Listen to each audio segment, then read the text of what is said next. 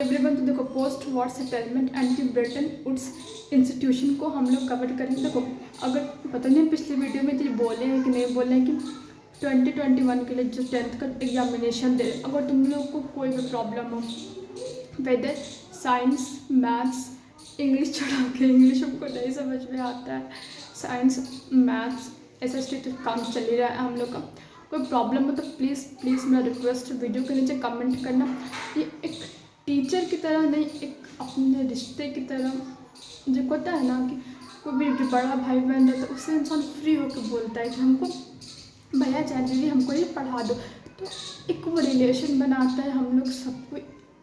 Basically मेरे साथ, क्योंकि चैनल मेरा है तो मेरे साथ कि कोई फ्री होकर हम, हाँ दीदी हमको ये हम कोई प्रॉब्लम है, आप प्लीज़ चाहे तुम प्लीज़ ये वीडियो अपलोड करो, तुम ही बोलना, क्योंकि मुझे छोटी सी बहन है ना, उसको भी हम यही बोलते हैं, वो हमको आप करके बोलती है दीदी ये कर दो तो आप कर दीजिएगा, तुम उसको बोलते हैं, उसका नाम प्रिंशु है तो प्रिंशु तुम करके ही बोलो, तो फिर ऐसा ज़्यादा अच्छा लगता है। ऐसा हमको पर्सनली हमको अच्छा लगता है, मतलब कि तुम बोलते एक ज़्यादा एक रिश्ता निखर के आता है। ऐसा आप बोलने पर लगता है ना कि चलो फॉर्मेलिटी है, फॉर्मेलिटी नहीं निभाना है, हम लोग को एक ऐसा मानते हैं कि चलो एक अच्छा सा रिश्ता भाई बहन वाला, ताकि तुमको कोई प्रॉब्लम होगा तुमको बोलो दीदी तुम ये अपलोड कर दो तो हम अपलोड कर दें।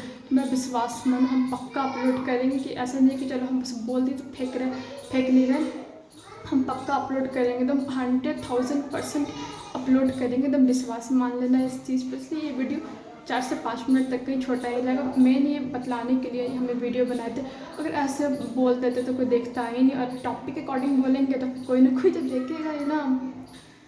चलो शुरू करते हैं। Post war settlement and the Bretton Woods institutions, इसको हम लोग पढ़ते हैं। From the inter war economic experiences economist and politicians drew into 2 की लेसन्स। तो कहते हैं जो इंटर वॉर इकोनॉमिक एक्सपीरियंस हो, मतलब कि जो पहला विश्व युद्ध होता है फिर दूसरा विश्व युद्ध होता है, इससे क्या होता है कि जो इकोनॉमिस्ट जो होते हैं और जो पॉलिटिशियंस होते हैं वो 2 की फैक्टर्स निकालते हैं इस चीज़ का। फर्स्ट यहाँ पे पहला जो क्या की फैक्टर्स था उसको यहाँ पे बतलाया गया। An industrial society based on mass production can not be sustained without consumption. तो कहता है फर्स्ट एंड इंडस्ट्रियल सोसाइटी, जो इंडस्ट्रियल जो सोसाइटी थी, what is industrial society? Industrial society उस समाज को यहाँ पे जिक्र है जहाँ पे इंडस्ट्रीज हो गए, मतलब इंडस्ट्री फैक्ट्री ये सब जिस समाज में आ गए उसको हम लोग इंडस्ट्रियल सोसाइटी कहेंगे। बेस्ड ऑन मास प्रोडक्शन, तो जो इंडस्ट्रियल सोसाइटी जो मास प्रोडक्शन पे जो बेस्ड है, मतलब कि इंडस्ट्री में क्या होता है ह्यूज अमाउंट ऑफ सामान प्रोड्यूस होता है ना। और देखो जैसे कि हम लोग जहाँ पे रहते हैं हम लोग ह्यूज अमाउंट ऑफ सामान प्रोड्यूस करते हैं, खाना ही बनाते हैं थोड़ा सा, जब कुछ भी पास्ता बना है थोड़ा सा, पास्ता सबको पसंद है, हमको पसंद है तो पास्ता बना तो क्या बस अगर आप लोग बना रहे हैं तो थोड़ा सा उसी तरीके से करते हैं हम लोग, क्या थोड़ा सा सामान प्रोड्यूस करते हैं, लेकिन इंडस्ट्रीज एंड फैक्ट्रीज में सामान ह्यूज अमाउंट में प्रोड्यूस होता है। Can not to be sustained without mass consumption, तो कहता है कि तो उसको नहीं कंटिन्यू हो सकता था निरंतर, सस्टेन मतलब क्या निरंतर, उसका जो मास प्रोडक्शन जो था कि वो कंटिन्यू वे में नहीं चल सकता था जब तक उसका उस अमाउंट में उसका कंजप्शन उसका खपत नहीं होता। देखो जब कोई भी चीज़ बहुत ज़्यादा बड़े अमाउंट में होता है तो जब तक उस बड़े अमाउंट के प्रोडक्शन को जब तक तुम लोग उसको खर्च नहीं करोगे तो सड़ जाएगा तो क्या उसका जिस करवाया हो उसको नुकसान हो जाएगा, तो नुकसान तो कोई नहीं चाहेगा अपना। इसलिए यहाँ पे कहता है कि उस बड़े मास प्रोडक्शन को कंजम्पशन वैसा चाहिए।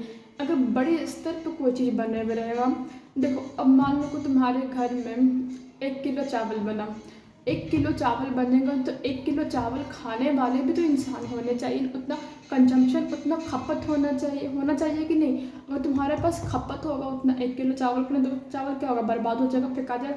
सेम सिचुएशन यहाँ पे था, उस ह्यूज मास प्रोडक्शन को ये जो उतना ह्यूज अमाउंट में जो प्रोड्यूस हो रहा था उसको खपत भी चाहिए था, उतना खपत मास मतलब ह्यूज अमाउंट में कंजम्पशन उसका चाहिए होता था। But to ensure mass consumption there was a need for high and stable incomes. But to ensure mass consumption, पर मास बहुत बड़े स्तर पे खपत करने के लिए there was a need for high, इस चीज़ का ज़रूरत था ज़्यादा, और स्टेबल सोर्स ऑफ इनकम, और बहुत ज़्यादा सोर्स ऑफ इनकम का ज़रूरत था। Incomes could be stable if employment was unstable, sorry यहाँ पे गलत लाइन पढ़ ली, incomes could not be stable. तो कहता है जो इनकम्स था ना वो unstable, could not be stable, वो कंटिन्यू वे में स्थिर तौर पे नहीं चल सकता था। इफ एम्प्लॉयमेंट वॉज अनस्टेबल, अगर एम्प्लॉयमेंट अनस्टेबल रहा, लोगों का एम्प्लॉयमेंट ही नहीं ठीक से चलेगा। Thus stable incomes also required steady full employment. तो कहता है स्टेबल सोर्स ऑफ इनकम के लिए ज़रूरत था कंटिन्यूस वे में एम्प्लॉयमेंट भी होना चाहिए था। But markets alone could not guarantee full employment. तो कहता है कि जो मार्केट थी वो सिर्फ फुल एम्प्लॉयमेंट को गारंटी नहीं दे सकती थी कि हम आपको फुल एम्प्लॉयमेंट देंगे, आपको पूरा हम एम्प्लॉयमेंट देंगे। Therefore it is required for the government to step in to minimise fluctuations of price, output and employment. जैसा कि हम बोले थे 4-5 मिनट का वीडियो लगा, अब यहाँ से जो भी इधर तक है इसका जो लास्ट पैराग्राफ है उसको फुल अगले पार्ट में पूरा कंटिन्यू कर देंगे। अभी तो चैप्टर ख़त्म पे ही है। तो बाय।